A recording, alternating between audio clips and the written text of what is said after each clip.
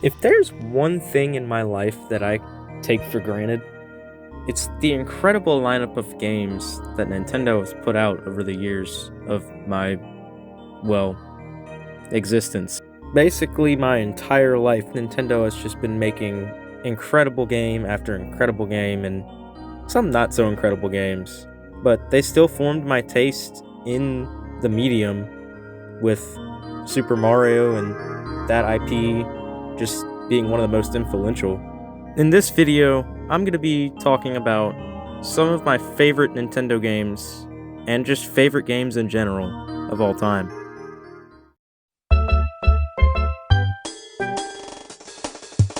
If there's one game that I've been playing for a really long time, Mario 64 is the first thing on the list. I've been playing Mario 64 ever since I was maybe 4 or 5 years old. At least, I think so. I can't remember that far back. But this game was no short of incredible when I was a child. I remember playing it a lot on the Wii through Virtual Console, and I was using a GameCube controller, and I think that was one of the first games I ever used the GameCube controller for was Mario 64, which is kind of weird considering that's not really the controller you think of when you think of this game, but that's what I played it on. But I did grow to appreciate the Nintendo 64 controller a lot. The controller it works so well for this game because that's kind of what it was designed for from the beginning. But going from the NES 2D titles of Mario to this as a kid was like going from a normal piece of bread to a cheeseburger. It was just incredible. Didn't mean to break character with that analogy there, but it's kind of true. Playing this game for the first time going from the 2D titles was just, it was magical. That's a little cheesy, but I mean, Mario games are cheesy, so that's fine.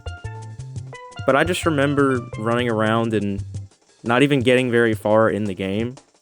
I loved goofing off and pulling off little stunts and then just kind of staring at the waterfall, wandering around the castle, going in the courtyard and wondering what that sign said, because one, it's not even, I can't even read it to this day, and back then I couldn't read it because, well, I couldn't read.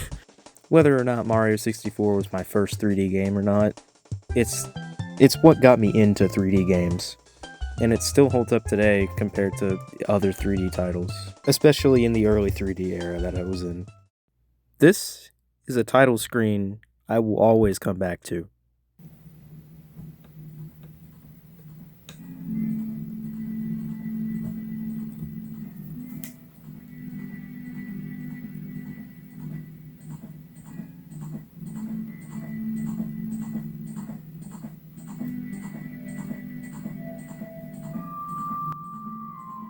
You can't convince me that that's not therapeutic. Like, that's amazing. If Mario 64 got me into 3D games, Ocarina of Time is what like I couldn't I can't even I'm at a loss for words.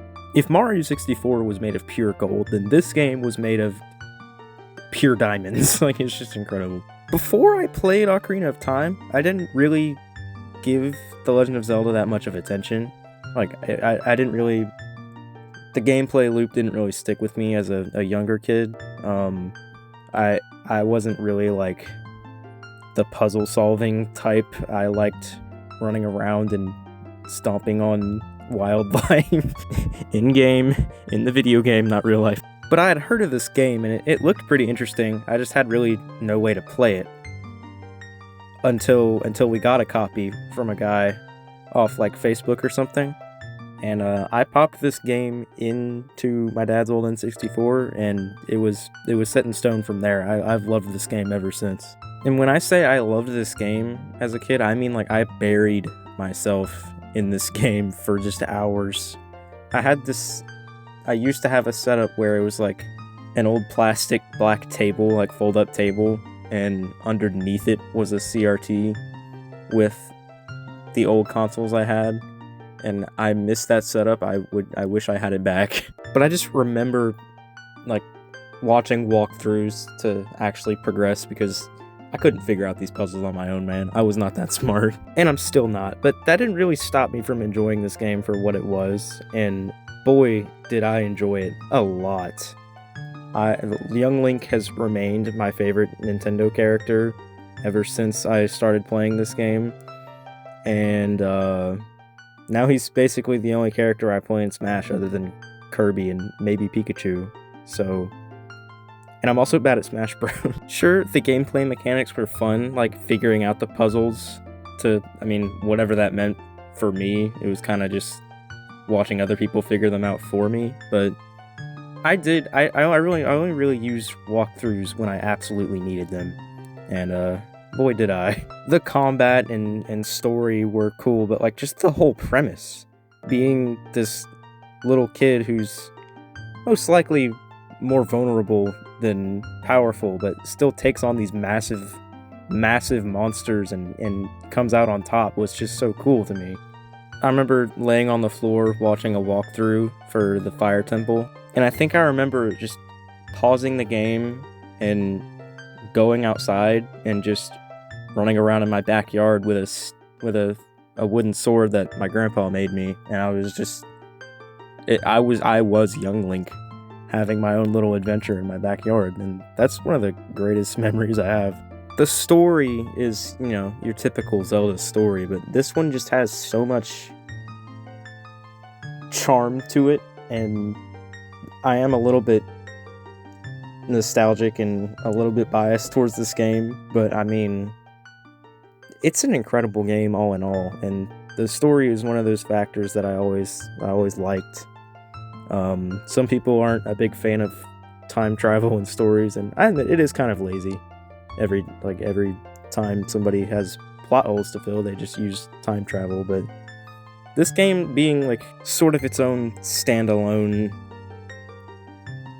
story arc, the whole premise is time travel. So, I mean, you can't really complain about time travel when that's basically the main game mechanic is time travel. And as a kid, I thought it was cool because you can play as, I don't really know his actual canon age, Young Link, but like, I always imagined like maybe 10, 11, or 12, and then you skip to being like in your late teens or young adult age, and it was really cool, like jumping from the two different time periods. The other thing about this game is like the musical theme around it is just, I love it so much. Playing an instrument as like one of the main game mechanics is like, it's incredible. And the game's soundtrack is something that it's always stuck with me. I love it so much. Anytime I hear Zelda's Lullaby in any way, shape, or form, I get emotional for no reason. Mainly because it's just nostalgic, and overall, even if I didn't grow up hearing that, it's still just a beautiful melody, and I will always like listening to it. Overall, the experiences I've had with this game I can't really name many bad ones, if any at all, because the whole point of it being a Zelda game is that it has tough experiences. It puts you through trials, and then when you overcome them, it feels amazing. So that's kind of the whole point, is to have tough bits to get through, but when you get through them, that's the accomplishment. But this being my first Zelda game that I actually put time into, I don't think I could have had a better option than Ocarina of Time at the time.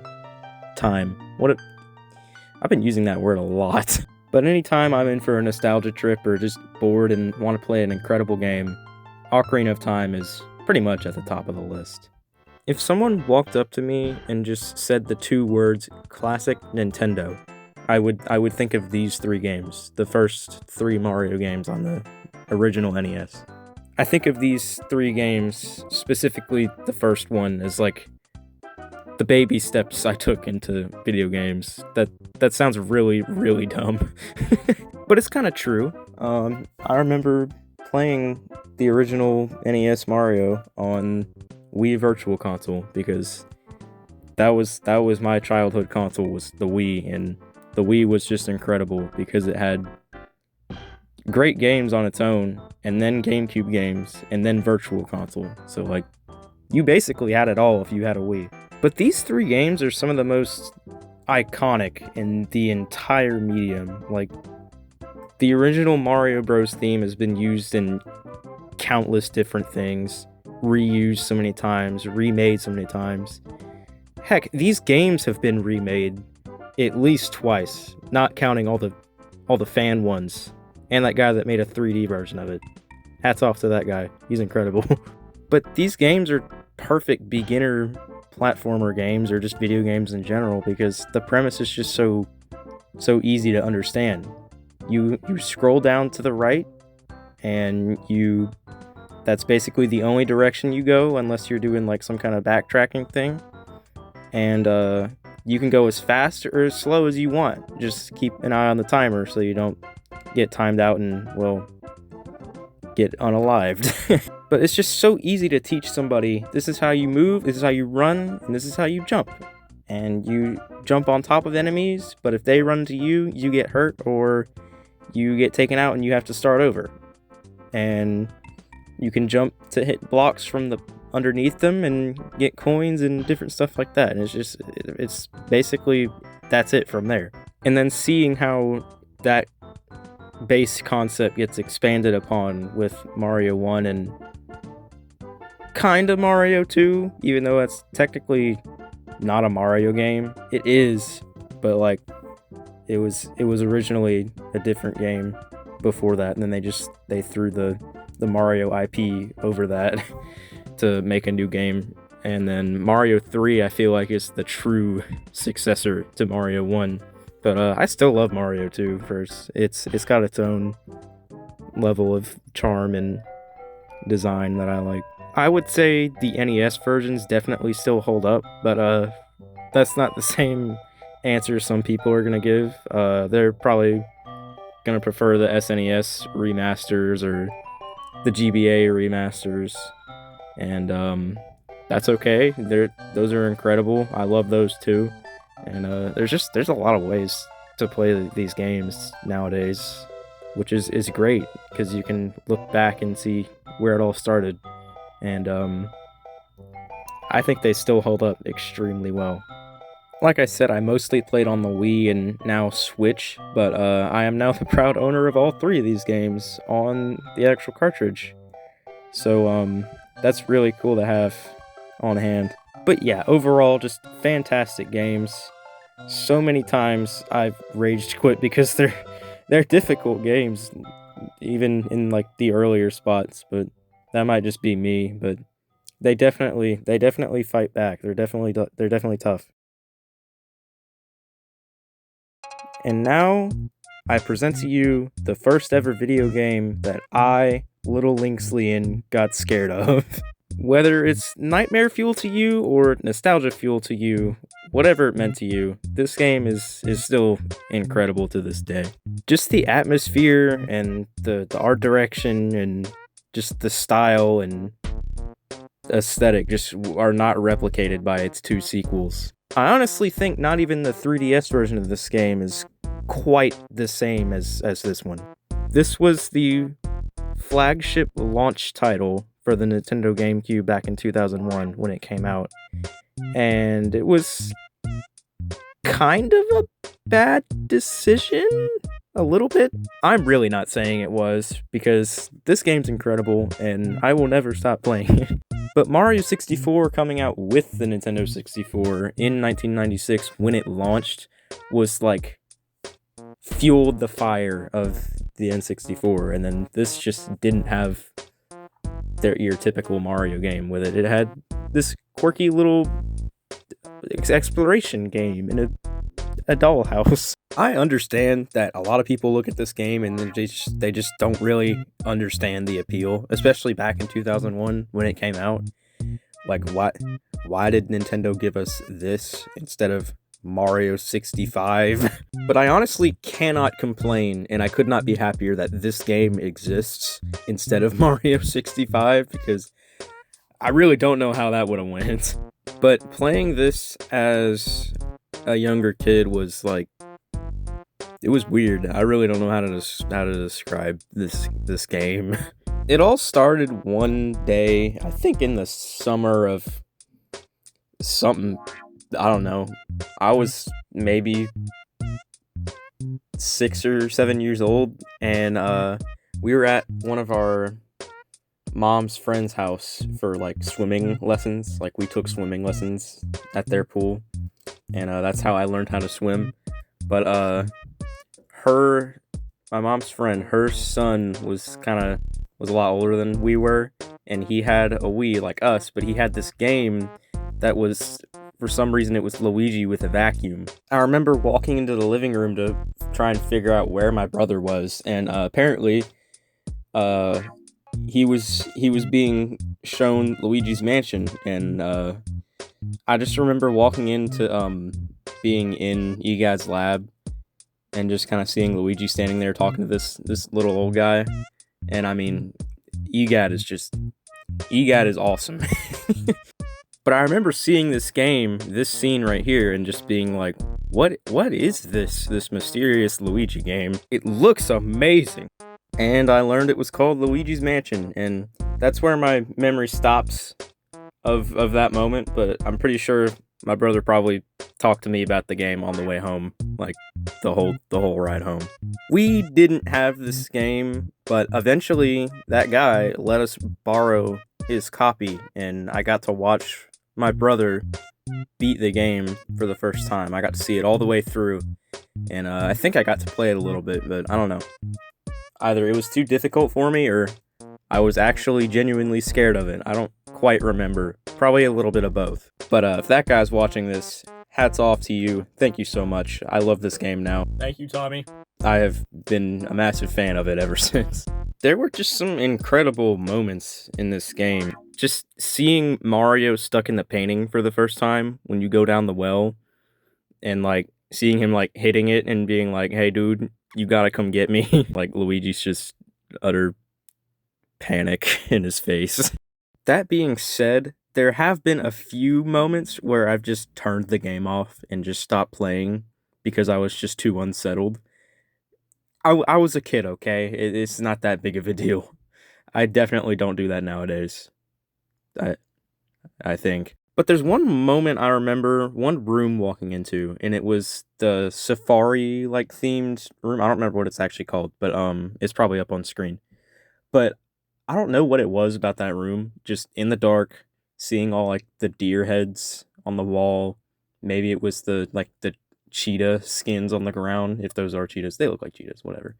And then the ghost just shows up and then starts hitting the floor and making gorilla noises, and for some reason, I really didn't like that. Also, when you pause the game and decide to quit, it says, "You'll be back, and we'll be waiting."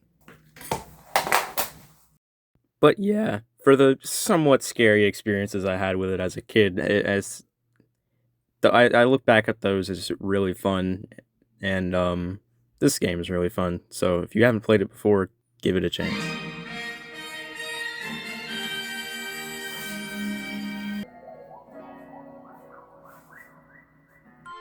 That was me boogieing down a few days ago to the best video game soundtrack in existence. Changed my mind. Everything in Mario Galaxy and this controversial sequel that everybody dislikes for some reason, I don't know why, it's really good. Everything in both of these games can be summed up in just one word.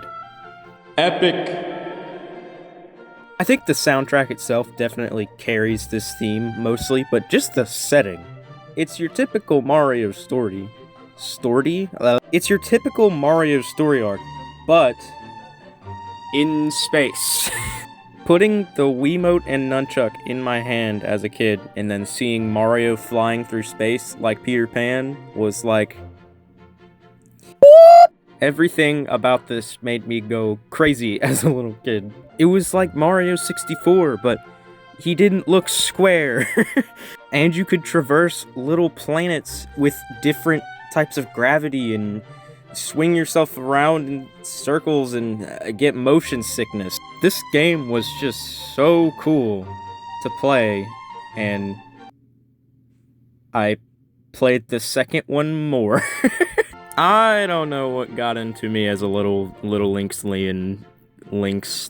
guy, but I played the second one more than the first one, because I guess I just liked it more for what it was. For some reason, anytime I talk about the first one, I have to talk about the second one, because I feel like in my childhood, they were just grouped together as one big thing. Any average person who didn't play games growing up, which is kind of crazy to me, wouldn't get the appeal until they went back in time and you were 6 years old and you booted up this game and flew into a level like this.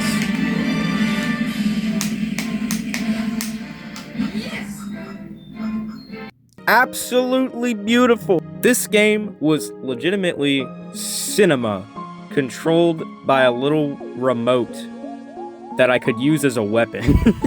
Mario Galaxy just has so much charm that has not been replicated since 2010 when the second one came out. And I'm gonna talk about the second one a little bit more than the first one, because I mean, everybody knows about the first one, and the second one doesn't get nearly as much respect as the first one. I get it. It is a Crash Bandicoot grab. Sorry about whatever the heck that was. It is pretty much just a cash grab version of the first one, but Mario's head is a spaceship. Come on, man. That's incredible. Call it Mario idolizing himself. I don't know if I really actually had any rhyme or reason to why I played the second one more than the first one. But like, that's just a kid thing, I guess. I just kind of played what I played and didn't really care. Also, I kind of just remember more about playing and enjoying this one than the first one. I guess that doesn't really mean I played more of either, but I definitely did play more of the second one. Again, the same thing with Mario 64. Some of the earliest memories I actually have that are like vivid are of just me running around on Mario's spaceship that's his head. And I kind of remember just not really caring about how far I was in the game. I was kind of just vibing. I loved the Yoshi levels in pretty much any of the Mario games. Like, if Yoshi was in the game, I was sold, baby. I was sold. Just running around atop your dinosaur companion and then just destroying everything in your path as a kid was like, I have obtained peak possible gaming. Something about the like world map music just kind of calming you down before you go into a level and absolutely ruin everyone's lives that live on that planet forever. Seeing how the different worlds for the maps like have different backgrounds and different music and just kind of a different atmosphere every kind of world, it was really, really, really cool. Both of these games were just incredibly special. All of these games that I've put on in this video remind me of a simpler time, but these two, and especially the second one, definitely reminds me of a simpler time.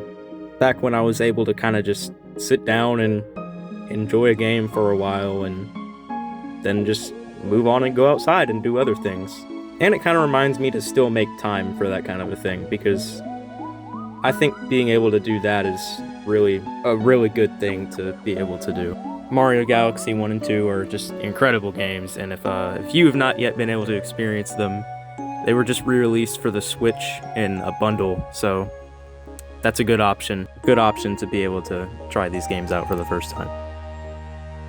Alrighty folks, that's gonna do it for today. This is kind of a long video. I don't know that I've made a video this long ever, but I wanted to make a big video to put out for you guys, and let me know down in the comment section what your favorite games are. It doesn't have to be Nintendo, just games that you're fond of from your childhood or recent games that you've been enjoying. And I will see you all in the next video I post in the next 6 years it takes me to make a new one. have a nice rest of your day or night. Get some good rest, drink some water. I've been recording in my closet over a period of a few days, and I'm about to collapse. So, goodbye. Oh, what a long video.